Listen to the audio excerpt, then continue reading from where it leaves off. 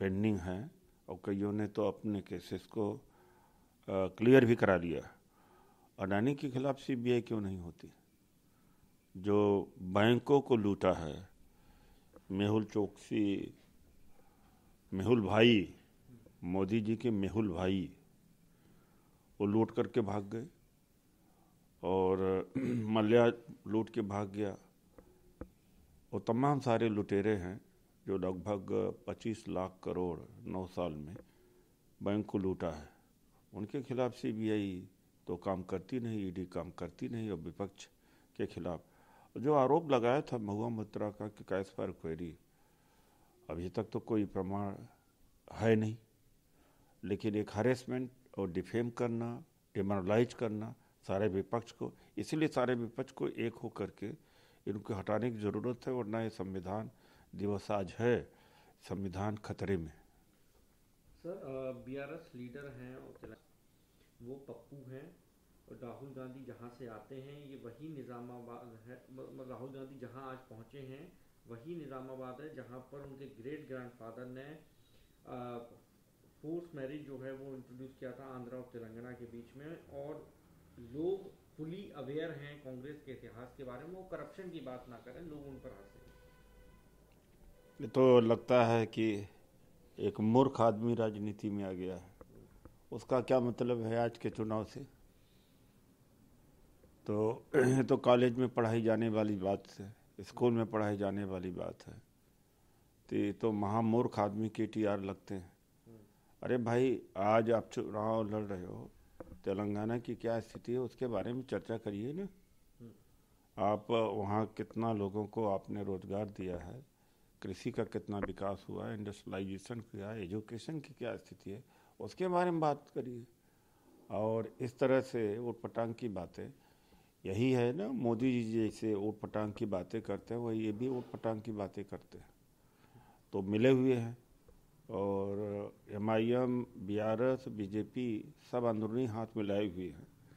और वो आदमी कहता है, जो आदमी दलितों की पीठ पर छुरा भोंका हो, जिस KCR ने, जिसके बाप ने कहा हो कि पहला मुख्यमंत्री तेलंगाना बनने के बाद दलित समाज का हुआ। अब तो बाप तो हो ही चुके 10 साल, अब बेटा की तैयारी कर रहे हैं। शर्म आनी चाहिए इन लोगों को कि किस तरह से धोखेबाज लोग जो हैं ऐसी शब्दों का प्रयोग करते हैं। सर ये है कि वो किसको देखकर हाथ हिला रहे थे ऊपर, और राजीव गांधी ही एक पायलट थे, बाकी लोग तो क्रेडिट लेने की कोशिश कर रहे हैं। कांग्रेस भी आक्रामक है पूरी तरीके से। हम आश्चर्य होता है जब ये शायद अटल टनल या कारगिल की तरफ गए थे तो वहाँ अकेले फ़ोटो खिंचा रहे थे और सामने लोग नहीं थे, पहाड़ पत्थर थे, उनको हाथ हिला रहे थे। ये लाइलाज हो गए हैं मोदी जी। और वहाँ पर ऊपर तेजस पर बैठ कर के हवाओं को, पेड़ों पत्थरों को, पहाड़ आसमान को हाथ हिला रहे थे। यानी जहाँ भी देखो फोटो फोटो, तो फोटो जीवी व्यक्ति बन गए हैं। और यही नहीं, कुछ मीडिया में मैंने देखा कि तेजस पर उड़ान भरने से चीन पाकिस्तान कांप गया है। तो मैं तो ये सजेशन ही दे सकता हूँ कि तेजस की उड़ान भर लेते मोदी जी गलवान घाटी तक और अरुणाचल तक, चाइना भाग गया होता। और कितने बार से मिलिट्री स्तर पर चाइना भारत की का एंगेजमेंट भी होता है, तमाम सारे संसाधनों की बर्बादी होती है, तमाम हमारे सैनिक लगे हैं, उसके छुटकारा हो जाता। तो तेजस घुमा देना चाहिए था मोदी जी को उधर। सर लोग जीत रहे हैं खासतौर पर कांग्रेस, लेकिन सच्चाई ये है कि चाहे राजस्थान हो, मध्य प्रदेश हो, बीजेपी सरकार बनाने जा रही है। खैर वो 3 दिसंबर को साफ हो जाएगा। अब इस पर कोई विवाद की बात नहीं है। वो कुछ कहें, हम कुछ कहें, लेकिन जो फैक्ट्स हैं सामने आ जाएंगे। सर इलेक्शन कमीशन ने KT रामा एक रैली के अंदर जॉब को लेकर, जिसके लेकर उनको ये नोटिस भेजा गया। KTR, मेरा ख्याल है KT रामाराव की बात आप कर रहे हैं, तो उनके खिलाफ भी कोई कार्रवाई नहीं होने वाली है। इलेक्शन कमीशन फार्सिकल बॉडी हो चुकी है, कोई कार्रवाई नहीं है। TN सेशन जैसा कमिश्नर चाहिए और सुप्रीम कोर्ट का भी ऑब्जर्वेशन है कि कमिश्नर ऐसा होना चाहिए जो प्रधानमंत्री के खिलाफ भी कार्रवाई कर सके, वो हिम्मत रह नहीं गई है। तो आयोग का कोई महत्व तो नहीं रह गया। आयोग बीजेपी का एक यूनिट के रूप में काम कर रहा है, दुर्भाग्य है, और देश की जनता को संज्ञान करना चाहिए। ये जो सारी संस्थाएं कमज़ोर हो रही हैं, आज संविधान दिवस है, तो या तो कमज़ोर हो रही है या तो दुरुपयोग किया जा रहा है। ये बड़े दुर्भाग्य की बात है। तो जो कमीशन है उनके खिलाफ तो कार्रवाई करता नहीं, जो कि गाली भी देते हैं और मॉडल कोड ऑफ कंडक्ट का खुल्लम खुल्ला ऐलान कर रहे हैं। इलेक्टोरल बॉन्ड यानी चोरी से पैसा लेना, ब्लैक मनी लेना लीगलाइज हो चुका है। इलेक्शन कमीशन उस पर कोई संज्ञान नहीं ले रहा, बैठा हुआ है। कैसा इलेक्शन कमीशन है? और लगभग 80% देश का चंदा केवल बीजेपी को मिल रहा है, बाकी में हजारों पार्टियां शामिल हैं। सर, नीतीश कुमार ने कल को नहीं सुना, जब हमने करा दिया तो सरकार कह रही है कि सिर्फ हम ही करा सकते हैं। हमने तो पार्टियों के साथ मिलकर किया है और हमने सर्वे कराया है। देखिए, ऐसा है कि ये तो इतने दो मुँहे हैं आरएसएस बीजेपी के लोग। वहाँ तो बीजेपी का नेता कहते हैं बिहार में कि हम तो सर्वे के पक्ष में, और मोदी जी उसका विरोध करते हैं।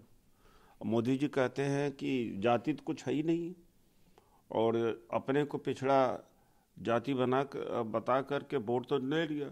जब पिछड़ों को अधिकार देने की बात आई, सम्मान देने की बात आई, भागीदारी शासन और प्रशासन में, तब तो मोदी जी कहते हैं पिछड़ा कुछ होता ही नहीं, केवल एक जाति होती है, एक गरीब जाति, एक अमीर जाति है। तो इस तरह का इन्होंने जो ढोंग रचा या विश्वासघात पिछड़ों का किया, उसको बहुत अच्छा सबक बिहार की सरकार ने सिखाया है, दिया है। और नीतीश कुमार जी को धन्यवाद देता हूँ कि यह जाकर के भारत को बहुत मजबूत करेगा भविष्य में। ये जो शुरुआत हुई है, ये दुरुस्त शुरुआत हुई है। एक आखिरी सवाल लूँगा सर, प्रहलाद जोशी ने हैं, साथ ही उन्होंने इस बात को भी कहा कि कांग्रेस पार्टी के अंदर बहुत सारी जो है साइकोफेंसी है, चाहे खड़गे से लेकर, और हर कोई इसमें इन्वॉल्व है। सोनिया गांधी, राहुल, प्रियंका, ये लोग ये सोचते हैं कि मोदी ही क्यों प्राइम मिनिस्टर की कुर्सी पर बैठे, ये घमंड है, और ये सोचते हैं कि नकली गांधी परिवार के लिए ही कुर्सी बनी है पीएम की। एक कहावत है कि सूप बोले तो बोले छलनी भी। जिस पार्टी के अंदर मोदी जी के मुकाबले में कोई बोलता नहीं और मुख्यमंत्री तक को भी ताश के पत्ते की तरफ फेंट देते हैं, कोई राय मशविरा नहीं होता, केवल इंस्ट्रक्शन जारी होता है, और मिनिस्टर्स जितने हैं प्रेस वार्ता भी नहीं कर सकते, पर पीएमओ से परमिशन लेना पड़ता है। वो बात डेमोक्रेसी की, परिवारवाद की कर रहे हैं। वो तो उनकी दुर्गति खुद प्रहलाद जोशी जी की है, लेकिन अपना दुखड़ा किसको सुनाएंगे? है किसी बीजेपी में किसी मिनिस्टर की औकात, किसी एमपी की औकात? या एमपीओं का तो आज के हालत में इतना हो गया कि कलर जैसे हो गए हैं, और इनका तो रिजर्वेशन इसलिए तक नहीं स्वीकार करते अधिकारी लोग, और सारा पावर सेंट्रलाइज हो गया है, एक व्यक्ति में सेंट्रलाइज हो गया, और ज़्यादा से ज़्यादा 2 व्यक्ति में सेंट्रलाइज हो गया है। बाकी पार्टी बिल्कुल डेड हो गई है। और अंदर कितना कुढ़न है, कितना अंदर घुटन है बीजेपी आरएसएस में, वो तो प्राइवेटली या व्यक्तिगत तौर से मिलकर के ही जाना जा सकता है। तो प्रहलाद जोशी जी अपनी दुख व्यक्त कर रहे हैं या अपनी व्यथा व्यक्त कर रहे हैं, जो उनके ऊपर गुजर रही, वो कांग्रेस के बारे में बोल रहे हैं।